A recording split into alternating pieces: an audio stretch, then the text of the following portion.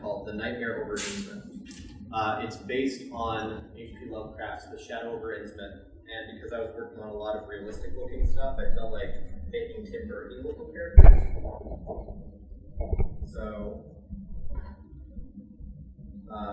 So in this level, we're going to look at how some of these architectural principles can be used. So here we have the main protagonist. He's kind of walking around in his creepy hotel room, and we want to build a sense of atmospheric ambiguity. It's mostly dark except for this one lamp next to the bed, and ideally we're supposed to feel safe, but maybe not. So if I go up to here, oh, people are knocking on the door. So there's a sense of danger that you want to build. Now I'm walking from light to dark, so the guys can get me, and I'm not a programmer, so the clipping really sucks here. I just make a pretty picture, so pardon me. But, you know, stuff pops out at you, it feels very difficult, and you have to jump out this window. Which brings us to the height portion of the level. So, height here is demonstrated as there's two different types of height. I can look down at the enemy patterns that are patrolling below, but I also have to cross these wooden beams that are very narrow. And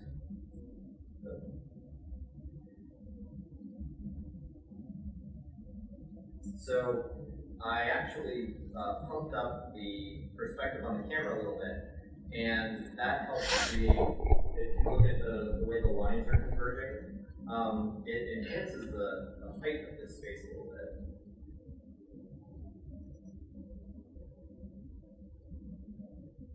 So we gotta get through this.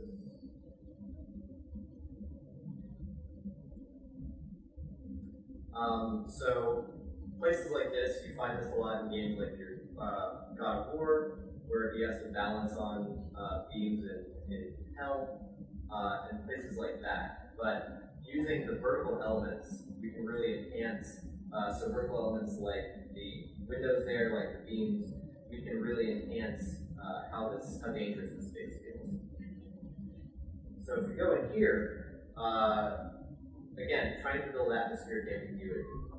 It's dark, there's a lot of dust around, and we get down here and there's a creepy Cthulhu altar with blood around it, and there's all kinds of weird lighting going on. So we don't know if something's going to actually pop out at us.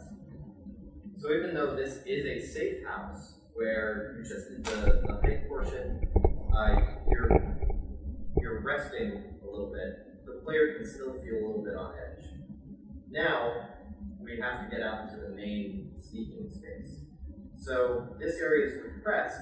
It's a small refuge, and you can evaluate what the guys are doing. So I really don't want to go around this fountain. And I see that this guy is kind of lurking about over there. So maybe I want to go this way. So I'm going to run this way. And then, oh, I see that guy. Alright, I'm going to wait for him to go by. And again, this is another small refuge. You know, refuges don't have to be covered areas, they can just be convenient areas. I'm going to go up here. Again, I'm able to look down upon the danger. And then I'm going to make a break for the house.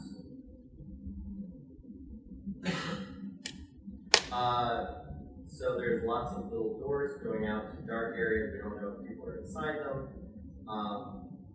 You know, building up that atmospheric ambiguity with creepy lighting. And then I'm going to jump out the window, which would normally be the street, but I've decided that it's the space between worlds, and now completely fitting me. So, what did this really simple level show us? There are tricks you can play with the way the player views the world and what kind of how spaces are built.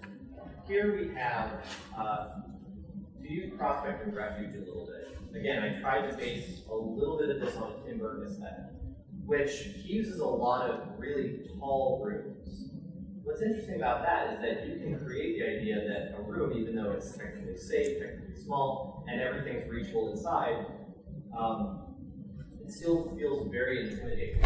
And then because I tweaked the camera, the perspective on the camera a little bit, it created the optical illusion that the room gets wider at the top or wider at the bottom and starts shifting, shifting sizes. You know, it's purposefully a little tricky. This diagram of that courtyard shows spaces where you can sneak around the villains. Now, this is part enemy placement and behavior, and also part level layout. You know, you want, for this type of game, you know, it's helpful to build a sequence of, you know, spaces that the player can move to. And if they figure out the puzzle, which is what they have the opportunity to do when they are looking down upon the guys controlling the courtyard, they can figure this out. Also, I built in, again, that little divot area where you can look out for some of these guys. So again, there's the examples of some of the refuges.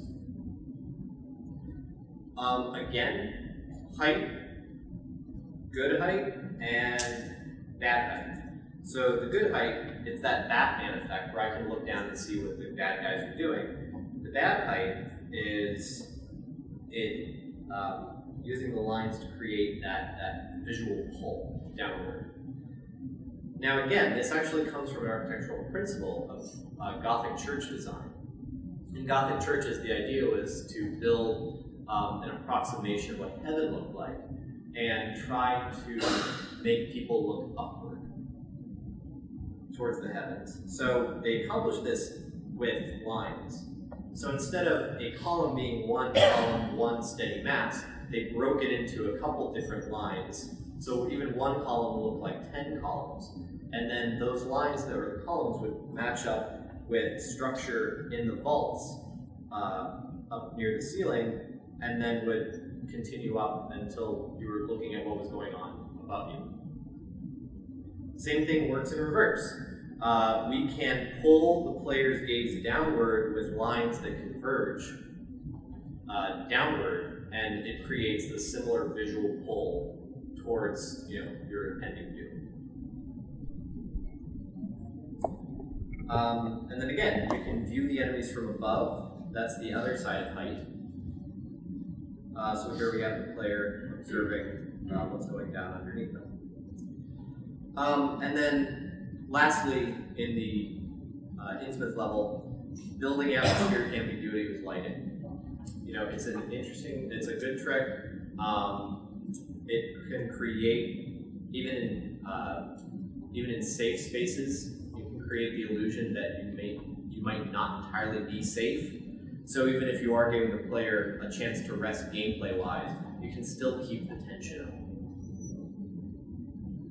So in conclusion, you know, level designers and game designers have to pull from a lot of different places to try to create the experience that they want.